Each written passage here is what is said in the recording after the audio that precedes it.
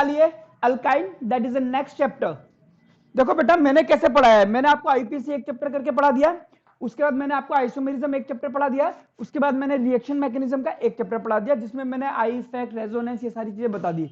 उसके बाद मैंने बेसिक्स करवाया, उसके बाद मैंने अल्केन को एक चैप्टर माना, अल्कीन को एक चैप्टर माना, अभी अल्काइन का एक चैप्टर है, उसके बाद एक चैप्टर और है, फिर मेरी ऑर्गेनिक हो जाएगी खत्म। अब ये सारी चीजें एनसीईआरटी में मिक्स करके दे रखी हैं। देखिए अल्काइंस, ये चैप्टर भी हम 4 पार्ट में पढ़ेंगे। पहले इंट्रोडक्शन, फिर जनरल मेथड्स ऑफ प्रिपरेशन, फिर फिजिकल प्रॉपर्टी और फिर केमिकल प्रॉपर्टीज। आइसोमर हैं, देखो इन्होंने इंट्रोडक्शन में नोमेनक्लेचर दिया है, वो हम ऑलरेडी कर चुके हैं। फिर पोजीशन आइसोमर्स दिए हैं, वो भी हम कर चुके हैं। फिर स्ट्रक्चर ऑफ ट्रिपल बॉन्ड बताया है, ये भी हम केमिकल बॉन्डिंग में कर चुके हैं। सिलेंड्रिकल पाई इलेक्ट्रॉन क्लाउड, आप यहां पे लिख सकते हैं structure of triple bond refer to chemical bonding, but result यही है कि इसके पास सिलेंड्रिकल पाई इलेक्ट्रॉन क्लाउड होता है इस तरह से।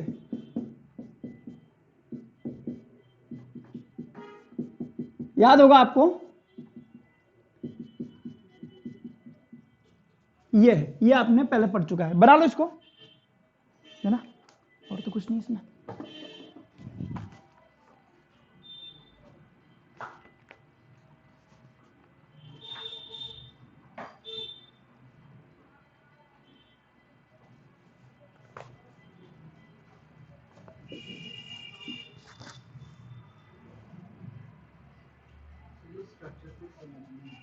ये जैसे आप केमिकल बॉन्डिंग पढ़ोगे ना उसमें है ये आ गया ना समझ में?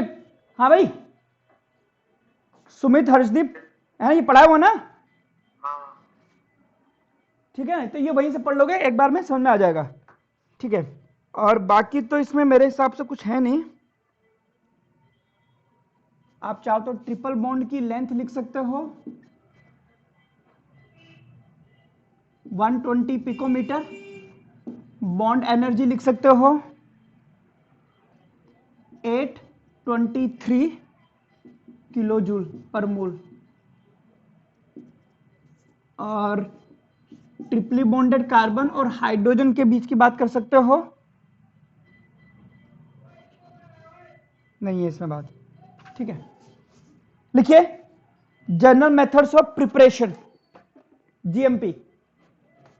आपको याद है ना इसकी इलेक्ट्रोनेगेटिविटी ज्यादा होती है ट्रिपली बॉन्डेड कार्बन की, sp हाइब्रिडाइजेशन की वजह से 50% s कैरेक्टर होते हैं, पढ़ा हुआ है वो? हाइब्रिडाइजेशन पढ़ा हुआ है, चलो वो जब लेक्चर पढ़ोगे तो आ जाएगा समझ।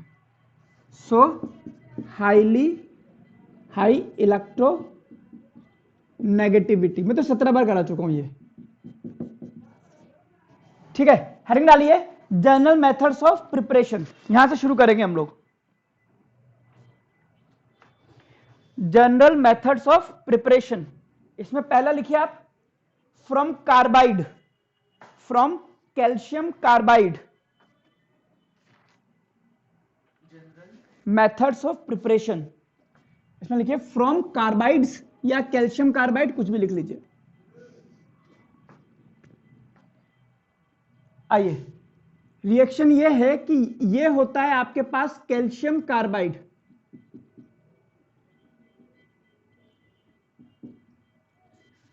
इस कैल्शियम कार्बाइड का हाइड्रोलिसिस जब आप कराते हैं तो आपको इथाइन मिलता है। कैसे मिलता है बात करेंगे, और कैल्शियम हाइड्रोक्साइड मिल जाएगा, लाइम वाटर जिसको हम कहते हैं। कैल्शियम कार्बाइड का स्ट्रक्चर कुछ इस तरह से होता है, कैल्शियम +2 C2 2-, और यानी कि कैल्शियम +2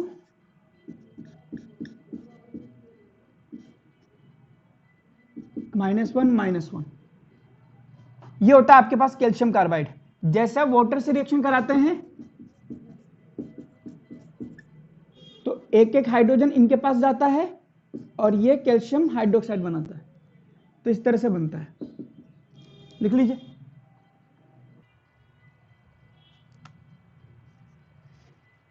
ऐसे एक और रिएक्शन लिख सकते हैं मैग्नीशियम कार्बाइड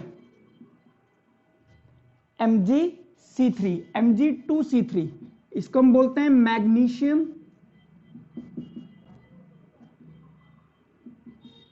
इसका हाइड्रोलिसिस कराइए। तो 2 थे तो इथाइन, 3 था तो प्रोपाइन। तो सिंपली यहां पे हमारे पास बन जाएगा प्रोपाइन।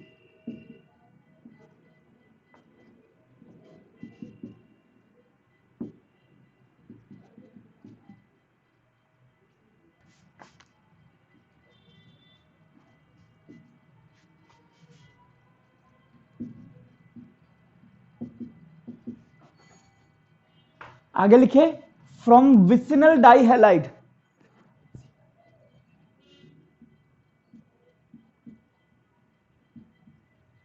विसिनल क्या होता है? एक एडजेसेंट कार्बन पर हैलाइड लगना।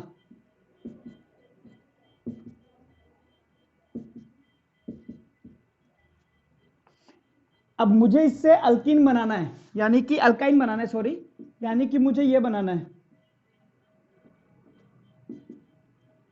क्या लगता है क्या होना चाहिए?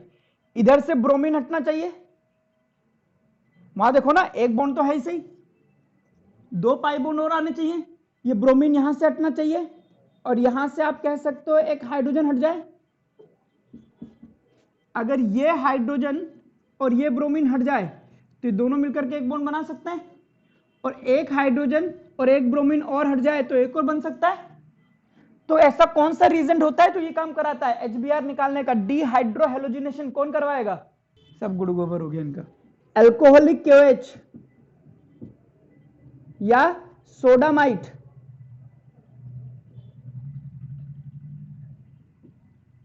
ये आपके पास HBr निकालेंगे। लिखिए इसको, लिखिए इसमें फिजिकल प्रॉपर्टीज।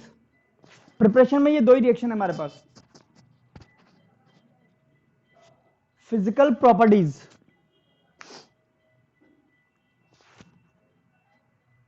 लिखिए इथाइन, हेडिंग डालिए इथाइन। इसका एक और नाम लिखिए ब्रैकेट में, एसिटिलीन, ACETYLENE, एसिटिलीन। इसमें लिखिए आप, इट हैज गार्लिक स्मेल, लहसुन की गंध आती है इसमें। It has garlic smell. अगली लाइन लिखिए, it is used as a anesthetic agent, मतलब बेहोश करने के लिए।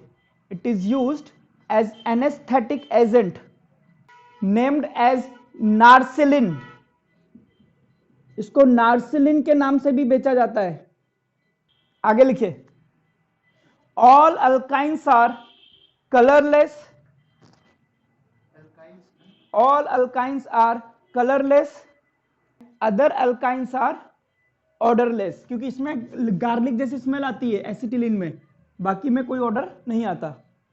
एक क्वेश्चन लिखिए इसमें, why alkynes are less reactive, why alkynes are less reactive for electrophilic addition reaction. आइए क्वेश्चन पढ़िए जरा। देखिए, हमें पता है कि अल्केन में कोई भी पाई इलेक्ट्रॉन क्लाउड नहीं होता, सिंपल सिंपल इलेक्ट्रॉन होते हैं, इसलिए कोई इलेक्ट्रोफाइल, इलेक्ट्रोफाइल वो होता है जिसके पास इलेक्ट्रॉन की कमी होती है, वो यहां नहीं आता है, इसलिए यहां पे सब्स्टिट्यूशन रिएक्शन होती है। लेकिन अल्कीन्स में यहां पर पाई इलेक्ट्रॉन होते हैं, जिसकी वजह से इलेक्ट्रोफाइल यहां पर आता है।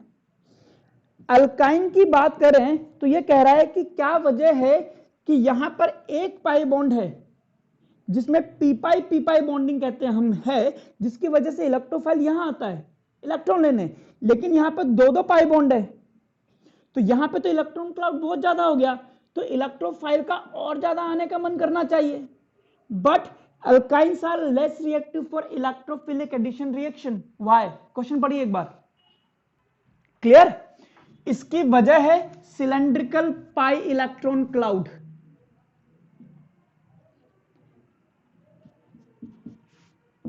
और कोई भी इलेक्ट्रोफाइल इस सिलेंड्रिकल पाई इलेक्ट्रॉन क्लाउड को इतनी आसानी से तोड़ नहीं पाता है। इसी वजह से alkynes are less reactive for electrophilic addition reaction. इसीलिए अल्काइंस का पाई इलेक्ट्रॉन क्लाउड बहुत ज्यादा इंपॉर्टेंट हो जाता है। लिखिए इस बात को, alkynes have cylindrical pi electron cloud, alkynes have cylindrical pi electron cloud and electrophile is not able to break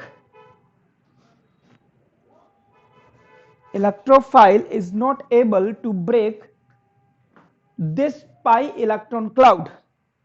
That is why alkynes are less reactive for electrophilic addition reaction. और ये diagram बना भी सकते हैं आप चाहें तो।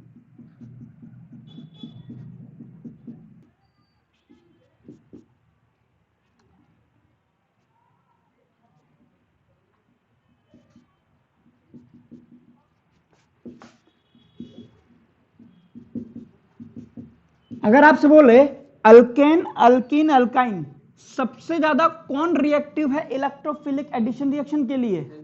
Alkyne आएगी सबसे पहले और उसके बाद अल्काइन, और सबसे कम अल्केन, क्योंकि अल्केन तो शो तक नहीं करता है। लेकिन मैं बोलूं फॉर न्यूक्लियोफिलिक एडिशन रिएक्शन, तो न्यूक्लियोफिलिक एडिशन रिएक्शन के लिए सबसे ज्यादा अल्काइन रिएक्टिव होती है, फिर अल्कीन एंड फिर अल्केन। देखिए इसको, मैं देखो सिंधु सुन लो, समझ में आ भी जाएगा, यहीं पे समझ में आ जाएगा। सपोज करो ये कोई अल्कीन है, इस पर कोई आप कराते हो HBr की रिएक्शन, तो पहले H प्लस अटैक करता है इस पे और उसके बाद में Br माइनस अटैक करता है। तो पहले किसने अटैक करा और ये ऐड हो जाता है, H प्लस क्या हो गया? इलेक्ट्रोफाइल, तो इसको हम बोलते हैं इलेक्ट्रोफिलिक एडिशन रिएक्शन। अब अगर सपोज करो इस रिएक्शन में पहले ये अटैक कर दे और फिर बाद में H प्लस अटैक करे, तो इसको, ये कौन है? न्यूक्लियोफाइल, जिसके पास इलेक्ट्रॉन ज्यादा है, इसको बोलते हैं कि न्यूक्लियोफिलिक एडिशन रिएक्शन। तो ये जल्दी एक्सेप्ट नहीं करेगा। हाँ, ये अल्कीन उतना जल्दी रिएक्ट नहीं करेगा, ठीक है। हाँ चलिए हेडिंग डालिए, acidic character of alkyne, acidic character of alkyne. अभी समझने वाली बात इजी है वैसे। सपोज करो ये कोई अल्काइन है, आपको पता है ये कार्बन का हाइब्रिडाइजेशन होगा sp हाइब्रिडाइजेशन, इसमें 50% s कैरेक्टर है, जिसकी वजह से इसकी इलेक्ट्रोनेगेटिविटी हाई हो जाती है। इलेक्ट्रोनेगेटिविटी हाई होने का मतलब है कि ये हाइड्रोजन के इलेक्ट्रॉन को अपनी तरफ खींच लेगा। तो जैसे जैसे हाइड्रोजन के इलेक्ट्रॉन इधर जाएंगे, इस पर क्या आ जाएगा? पॉजिटिव चार्ज, यानी कि these alkynes have tendency to donate H plus ion, that is why they are treated as acid too, and this is the reason why there is a acidic properties in alkynes. मैं कह रहा हूं कि अगर हम simple alkane की बातें करते हैं, अब अल्केन में तो ये sp3 हाइब्रिडाइजेशन होता है, इसकी इलेक्ट्रोनेगेटिविटी भी कम होती है, ऑलमोस्ट हाइड्रोजन के बराबर होती है, तो ये शेयर्ड इलेक्ट्रॉन दोनों के पास रहेंगे, तो H प्लस देने की टेंडेंसी तो नहीं है। अल्कीन की बात करेंगे तो यहां पाई बॉन्ड है, तो अल्कीन इससे फिर भी थोड़े से इलेक्ट्रॉन खींच लेता है, क्योंकि इसकी इलेक्ट्रोनेगेटिविटी सिंगल बॉन्डेड कार्बन की इलेक्ट्रोनेगेटिविटी से ज्यादा इलेक्ट्रोनेगेटिविटी डबली बॉन्डेड कार्बन और उससे ज्यादा होता है ट्रिपली बॉन्डेड कार्बन। तो इसकी इलेक्ट्रोनेगेटिविटी ज्यादा है, तो इसके इलेक्ट्रॉनों को फिर भी अपनी तरफ खींच लेगा। लेकिन जब मैं ट्रिपल बॉन्डेड कार्बन की बात करूंगा तो इसकी इलेक्ट्रोनेगेटिविटी इतनी ज्यादा हाई है कि क्लोरीन के बराबर हो जाती है। और आपको पता है HCl एसिड होता है, क्योंकि क्लोरीन इससे इलेक्ट्रॉन खींच करके H प्लस देने की टेंडेंसी रहती है इसकी। Similarly this carbon will attract the shared electron of hydrogen, hence more and more electron will be towards the carbon. That is why there may be some partial positive charge over the hydrogen. Hence there is a tendency to lose the H plus ion. That is why we can say it has the acidic properties. Simple. लिखिए इसको। और even एक चीज और यहां पे आप कर सकते हैं कि अगर ये अपना H+ डोनेट कर देता है तो ये बना लेगा आपके पास, अगर ये एसिड है तो ये क्या कहलाएगा, इसका कॉन्जुगेट बेस। पढ़ा है? बहुत लेक्चर पढ़ने बेटा तेरे को। ठीक है, ये आपने पढ़ा होगा केमिकल इक्विलिब्रियम में। ठीक है, लिखिए इसको, एक्सप्लेनेशन लिखिए। In alkynes hydrogen is attached, in alkyne hydrogen is attached to sp hybridized carbon atom, to sp hybridized carbon atom which has 50% s character, which has 50% s character, due to which electronegativity of carbon atom is high, hence it attracts electrons, it attracts electron from hydrogen atom, या it attracts shared electron, ये shared electron बोलते हैं ना, it attracts shared electrons from hydrogen atom and liberate H+ ion, and liberates H+ ion easily. So alkynes show acidic characters. अब आपसे बोल, alkynes show acidic character. अब आपसे बोले आप कैसे कह सकते हैं कि अल्काइन एसिडिक कैरेक्टर शो करता है, तो हम उसको देंगे एक एग्जांपल। वो कहता है कि अगर सोडियम, या कोई भी रिएक्शन ले लो,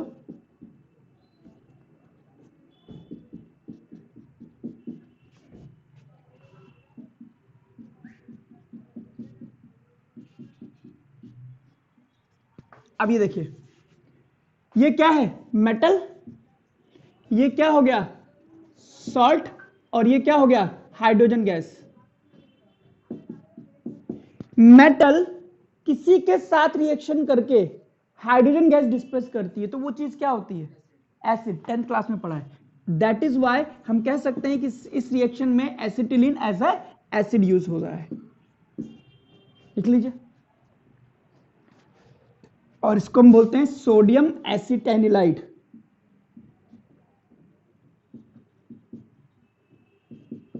ये स्पेलिंग गलत है मेरी, है ना, एसिटेनिलाइड।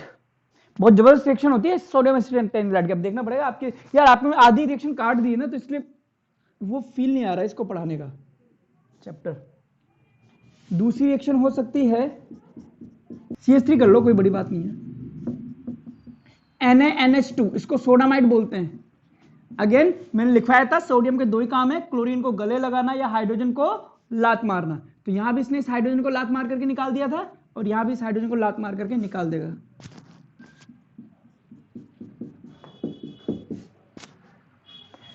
तो NH3 बन जाएगा इसमें,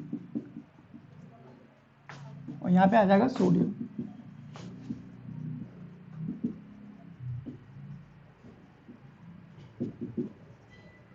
सोडियम प्रोपाइनाइड। चलिए साहब, तो ये तो हो गया, हमने फिजिकल प्रॉपर्टीज हो गई, एसिडिक नेचर भी हमने पढ़ लिया। ठीक है, अब लिखिए केमिकल प्रॉपर्टीज। अच्छा, केमिकल प्रॉपर्टीज में ही था ये, है ना, ये केमिकल प्रॉपर्टीज में था। लिख लीजिए एडिशन रिएक्शंस। हाँ, केमिकल प्रॉपर्टीज में पहला ये हो गया, दूसरा लिख लो एडिशन रिएक्शंस। एडिशन रिएक्शंस कराइए जरा, इसकी रिएक्शन बताइए, प्रोडक्ट क्या बनेगा।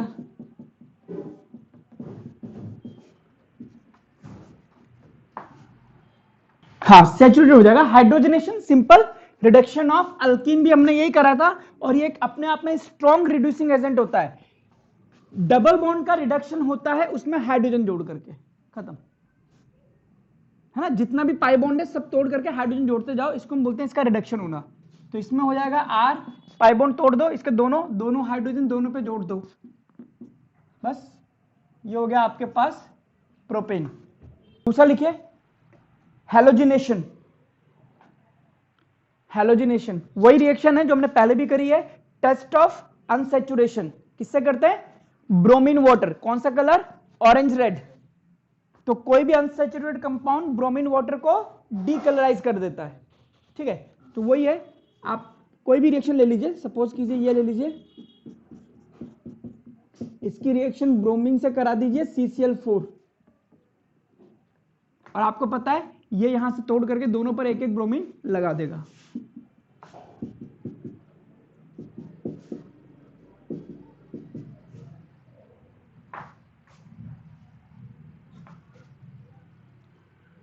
अरे डबल बॉन्ड तो लो। तो वही बात होगी, alkyne can decolourise bromine water. हर डालिए क्लोरीनेशन। हाँ सब वही है, अब तो वही चलेगा। क्लोरीनेशन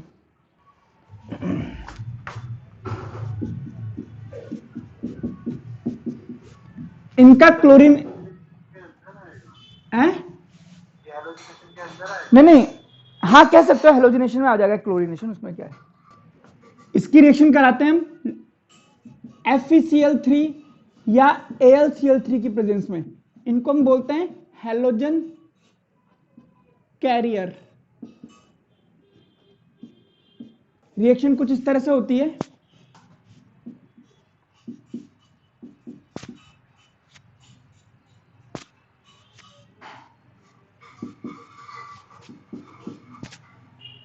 दोनों पे छोड़ो ना, 1 2 3 1 2 3 4।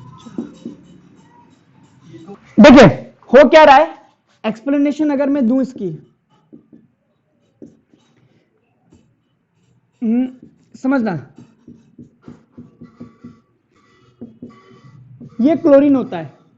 जैसे आप इसमें AlCl3 डालते हो तो ये इसको तोड़ता है और इलेक्ट्रोफाइल जनरेट करता है। फिर यहां पे अगर मैं CH3 लगाता हूं तो इसका प्लस आई इफेक्ट रहेगा और ये इलेक्ट्रॉनों को इधर पुश करेगा, यहां नेगेटिव यहां पे पॉजिटिव। फिर इस नेगेटिव पर ये क्लोरीन अटैक करेगा और ये बना देगा AlCl4-। जब इस पर अटैक करेगा तो क्या बनेगा? Rc plus CHCl। क्लियर? अब यही Cl4- फिर से टूटेगा और Cl- को अलग कर देता है। फिर ये माइनस वाला यहां पे अटैक करता है और प्रोडक्ट बनता है वो वाला। तो ये जब आगे टूटना ही था तो फिर जुड़ा क्यों? इसीलिए इसको बोलते हैं हैलोजन कैरियर। ये इससे हैलोजन को ले करके कैरी करके फिर इसको देता है, इसीलिए हम इसमें हैलोजन कैरियर डालते हैं। लिख लीजिए। चले साहब, शायद ये रिएक्शन एनसीईआरटी में भी नहीं दे रखी है इन्होंने। अरे नहीं, HCl नहीं निकलेगा। क्लोरीनेशन हो गया, लिखिए ब्रोमिनेशन, और इसके लिए लिख लेना नोट इन एनसीईआरटी। ये एनसीईआरटी में नहीं दे रखी रिएक्शन, तो आपको पढ़ना है नहीं पढ़ना आप देख लेना अपने हिसाब से। क्लोरीनेशन भी नहीं है, ब्रोमिनेशन भी नहीं है, ये वाली भी रिएक्शन नहीं है, और जो अभी करा रहा हूं वो भी नहीं है। ठीक है, अब जैसे ये है, ये तो है Br2 प्लस CCl4 की रिएक्शन, ये तो है। इसमें क्या था? दोनों पे एक एक ब्रोमीन जुड़ जाता है। लेकिन अगर मैं इसकी रिएक्शन एक बार फिर से करा दूं Br2 CCl4 से, तो वो भी टेस्ट ऑफ अनसैचुरेशन देगा क्योंकि पाई बॉन्ड है इसके पास भी। तो ये भी हो जाएगा आपके पास। फाइनल प्रोडक्ट इस केस में बनता है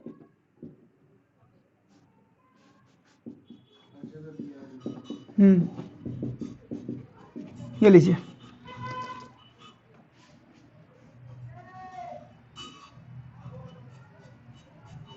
तो यही है ब्रोमिनेशन, जो दोबारा से ब्रोमीन जोड़ रहा है। हाँ Br2 विद H2O करोगे तो यही वाली फिर से बन जाएगा आपके पास।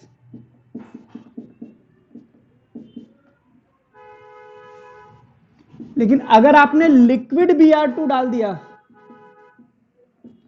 तो ये बहुत ज्यादा रिएक्टिव होता है। इसमें H2O का ये तो सॉल्वेंट होता है, इनको घोलने के काम आता है। हाँ, तो ये लिक्विड Br2 रिएक्टिव होता है, तो सीधे रिएक्शन एक बार दो बार वहां पे जाके रुकती है।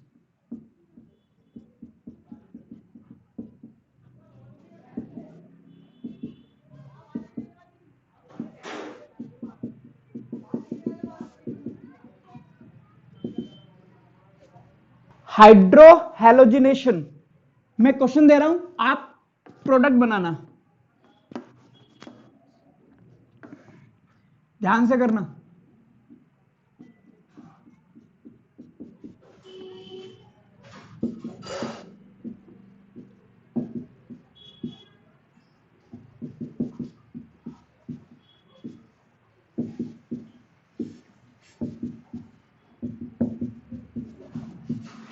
करिए, ठीक है, सिंपल है। ये इधर आ जाएगा माइनस प्लस, ये आप मार्कोनिकॉफ रूल लगा दो।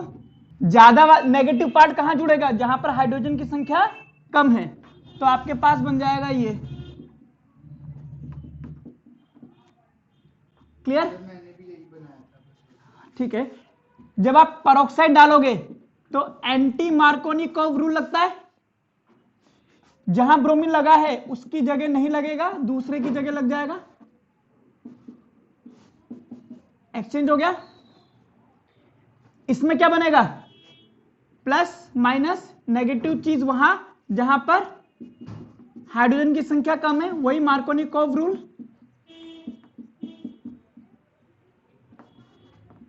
और इसमें क्या बनेगा, बोलो श्रेया, क्या बनेगा इसमें? नहीं लगता है, एंटी मार्कोनिकॉफ रूल सिर्फ HBr में लगता है।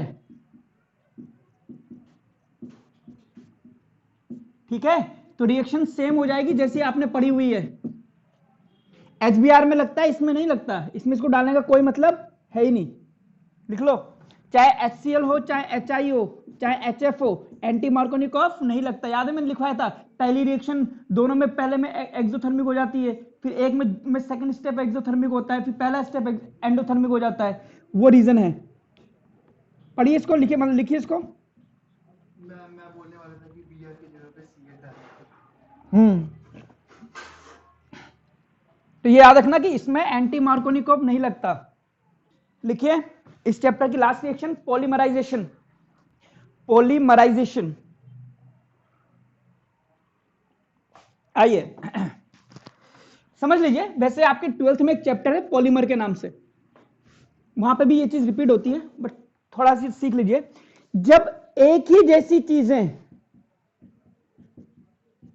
मिल करके ऐसी n टाइम्स मिली हुई हैं, क्या बनाएंगी, ए ए ए ए ए ए ए ए चलता जाएगा आगे तक।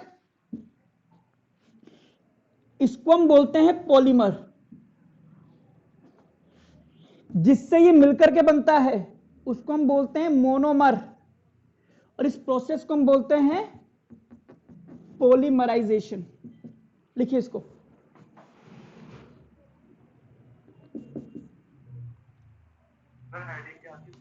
पॉलीमराइजेशन। जैसे ये आपके पास क्या है, इथीन। एक इथीन को दूसरे इथीन के साथ में रिएक्ट कराइए, सुनना ध्यान से। ये बॉन्ड यहां से टूटेगा, ये बॉन्ड यहां से टूटेगा, एक बॉन्ड इसका फ्री, एक बॉन्ड इसका फ्री, एक बॉन्ड इसका फ्री, एक बॉन्ड इसका फ्री, ये दोनों जुड़ सकते हैं। और ऐसे ही आगे एक और होती तो उससे ये जुड़ जाता, और आगे एक और होती तो ये जुड़ जाता। तो ऐसे n मॉलिक्यूल्स मान लो, तो जब ये आपस में मिलेंगे तो जैसे ये है CS2 CS2, इसका एक बॉन्ड फ्री हो गया था और इसका एक बॉन्ड इससे जुड़ जाएगा, और ऐसे ही ये आगे तक चलता जाएगा। तो इसको हम इस तरह से रिप्रेजेंट करते हैं कि रिपीटेटिंग है ना, तो इसको हम लिखते हैं CS2 CS2, ये आगे भी चलेगा, ये इधर भी चलेगा, N। ये क्या थी, इथीन। ऐसे बहुत सारे थे पॉली, तो ये बनेंगे पॉली इथीन, इथीन से पॉली इथीन, और लीनियर है इसलिए लीनियर चेन पॉलीमराइजेशन। और इसमें कैटलिस्ट भी डालते हैं, बट वो आपके दिया नहीं है तो छोड़ देना उसको, लिख लीजिए। अगर इसके n मॉलिक्यूल, ये क्या है इथाइन, इसके n मॉलिक्यूल मिल जाएंगे तो आपको पता है ये बॉन्ड टूटेगा और ये दोनों तरफ खुलेगा, तो अगली वाली से रिएक्शन करेगा। जैसे यहां पे था, यहां पे 2 थे तो 1 बचा, यहां पे 3 थे तो 2 बचेंगे, और ये आगे पे कंटिन्यू कर जाएगी n टाइम्स। ये इथाइन है तो पॉली इथाइन बनेगा, CH। और आइए एक और, ये एनसीईआरटी में ये कहता है आप इसका कराइए,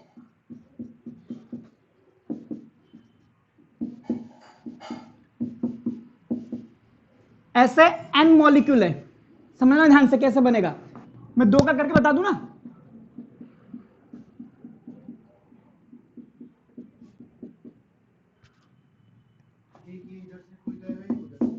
हाँ, ये बोन यहां से टूटेगा, ये बोन यहां से टूटेगा, ये बोन यहां से टूटेगा, ये बोन यहां से टूटेगा, तो ये वाला खुल जाएगा इधर, देखना ध्यान से, ये वाला खोल रहा हूं, यहां कितना बचा 1, इसका बॉन्ड खुला है, फिर इसका बॉन्ड खुला है, और फिर CH2 ये बॉन्ड खुला है, क्लियर। ये दोनों बॉन्ड मिलकर के एक पाई बॉन्ड बना लेंगे, ये वाला इधर, ये वाला इधर, तो ये बन जाएगा पाई बॉन्ड, क्लियर हो गया। और ये आगे भी जुड़ जाएगा इसी वाली स्ट्रक्चर से, क्योंकि इसके साथ भी सेम होने वाला है।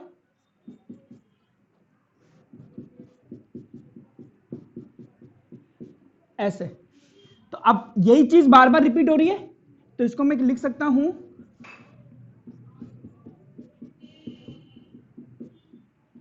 कितनी बार रिपीट होगा n टाइम्स। ये क्या है ब्यूटाडाइइन, 1 2 1 3 ब्यूटा 1 चल 3 डाइइन, हरेंगे डालिए साइक्लिक पॉलीमराइजेशन, साइक्लिक पॉलीमराइजेशन इसी का सेकंड पार्ट, पॉलीमराइजेशन के सेकंड पार्ट। ये कहता है कि अगर आप इथाइन लेते हो,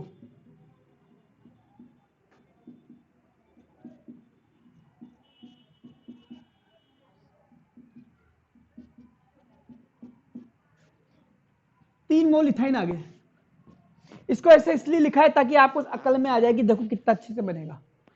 और ये 3 मोल इथाइन को जब रेड हॉट आयरन ट्यूब में गर्म करते हैं, और इसका है टेम्परेचर 873 केल्विन पर, आपको ये टेम्परेचर पे गर्म करना है, फिर क्या होगा सर ये कनेक्टेड कैसे हैं सारे? कहां कनेक्टेड, अलग अलग है। फिर क्या होगा, इसका बॉन्ड टूटेगा, इसका बॉन्ड टूटेगा, इसका बॉन्ड टूटेगा, इसका एक इलेक्ट्रॉन फ्री, इसका एक फ्री, इसका एक, इसका एक, इसका एक, इसका एक, तो ये दोनों एक एक इलेक्ट्रॉन मिलकर के एक बॉन्ड बना लेंगे, ये दोनों मिलकर के एक एक बॉन्ड बना लेंगे, और ये दोनों मिलकर के एक एक बॉन्ड बना देंगे, तो सब में 3-3 बॉन्ड है, सब में कितने बचे 2-2, और सबके बीच में एक एक बॉन्ड और आ गया, बन गया बेंजीन, खत्म।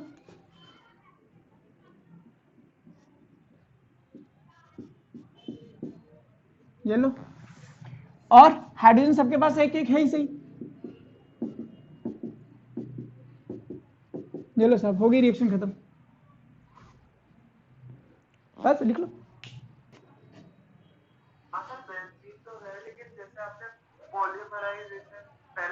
नहीं नहीं नहीं, वो हाँ नहीं, वो नहीं, वो इससे बेंजीन बनता है, बेंजीन इसका एक पॉलीमर कहला सकते हैं। इसमें मैं ये कह दूं कि यहां पर CH3 और था, अगली रिएक्शन तो क्या होगा, ये तो बेंजीन बना लेंगे और एक ऊपर बचा रह जाएगा, उस केस में बनेगा आपके पास ये, इसको हम बोलते हैं टोलुइन,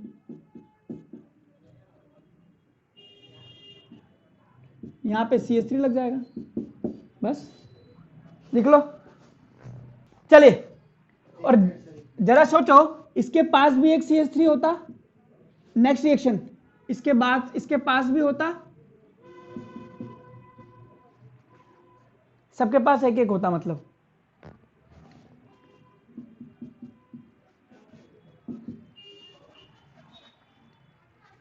तो ये क्या बन जाता, इसको इधर बना लो, थोड़ा अच्छे में दिख जाएगा। मतलब 3 CH3 एक्स्ट्रा है, एक छेद छोड़ छोड़ करके। तो इसके पास है, इसको छोड़ दो, फिर इसके पास पड़ जाएगा, फिर इसको छोड़ दो, फिर इसके पास पड़ जाएगा, तो ये कंपाउंड बन जाएगा, और तो क्या ही है। तो इस तरह से आपका साइक्लिक पॉलीमराइजेशन। देखने वाली बात ये है कि इनका बेंजीन बनेगा, इसके बाद फिर जो बनता रहे, ये अलग अलग है तो अलग अलग नहीं है, तो फिर बेंजीन, और ये है तो 135 ट्राइमिथाइल बेंजीन।